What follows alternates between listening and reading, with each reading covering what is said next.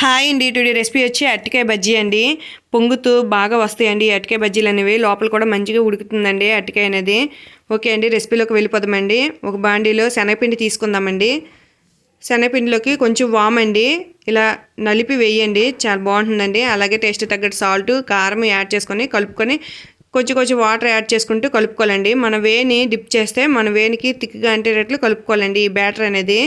చూడండి చూపిస్తున్నాను. చూపించిన విధంగా కలుపుకొని పెట్టుకున్నాక అరటికాయలు అనేవి పొడుగ్గా కట్ చేసుకోవాలండి. ముక్కల్లాగా మందంగా కాకుండా పలచగా కాకుండా మీడియంగా కట్ చేసుకోండి. కడాయి పెట్టుకుని ఆయిల్ యాడ్ చేసుకొని ఆయిల్ హీట్ అయినాక పిండిలో ముంచేసి అరటికాయలు అనేవి వేసుకోవడమేనండి. ఇలా పిండిలో ముంచుకొని ఒక్కొక్కటిగా వేసుకుంటూ లో ఫ్లేమ్లో పెట్టి ఫ్రై చేసుకోవాలండి. లో ఫ్లేమ్లో పెట్టడం వల్ల టేస్ట్ కూడా ఉంటాయండి. ఇలా మంచి రంగు వచ్చినాక సర్వ్ చేసుకోవడమండి. అరటికాయ బజ్జీ అయితే రెడీ అయిపోయిందండి. నచ్చినట్లయితే లైక్ చేయండి, షేర్ చేయండి, సబ్స్క్రైబ్ చేసుకోండి. Thank you for watching.